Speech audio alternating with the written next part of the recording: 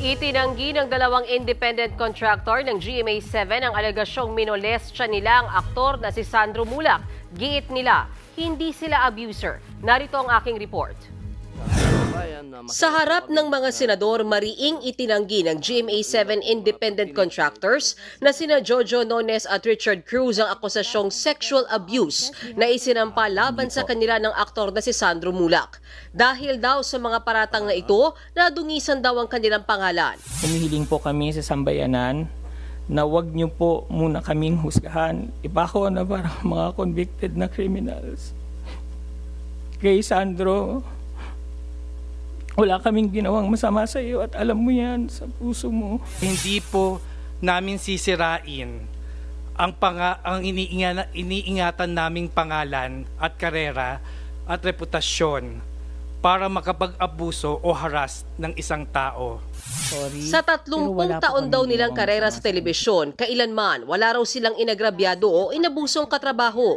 Bakla po kami, oo, pero hindi kami mga abuser. Bakla kami, oo, pero hindi kami gumagawa ng masama sa kapwa. Kaya po naming mapatunayan sa piskalya o korte na wala kaming kasalanan. Hintayin lang po sana natin ang proseso, ang due process.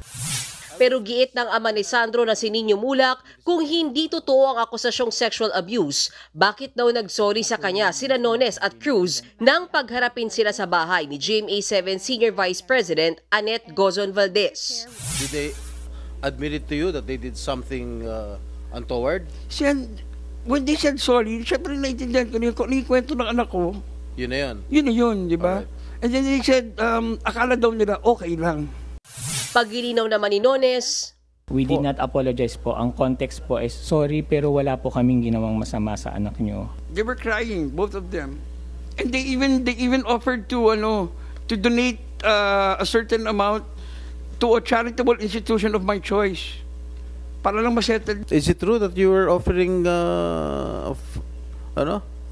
something sa charitable institution? No po, Your Honor, kasi that would be very insulting. sa nakuhang kopya ng mga senador na text messages sina Sandro at Nones, nag-text umano si Nones kay Sandro para ayain ang aktor na umakyat sa kanilang hotel room matapos ang isang event ng network.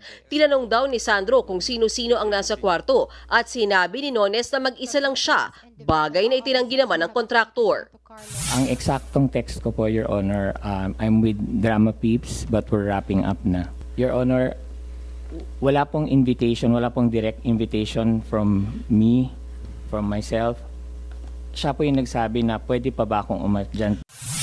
Itinanggi rin ng kampo nila Nones na gumamit sila ng illegal na droga sa hotel room.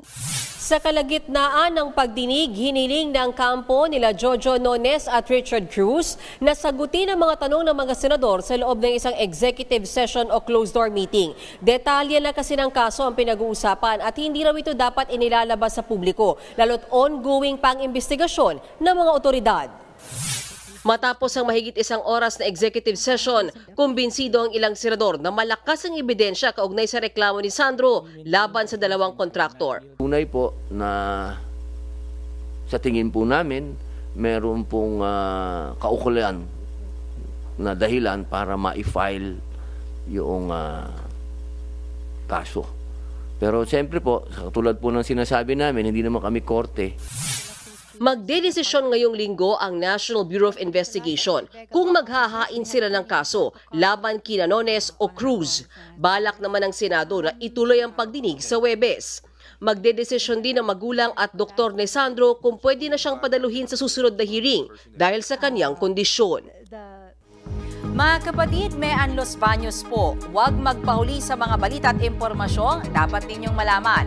Para sa mas malawak na balitaan at diskusyon, mag-follow at mag-subscribe sa social media pages ng News 5.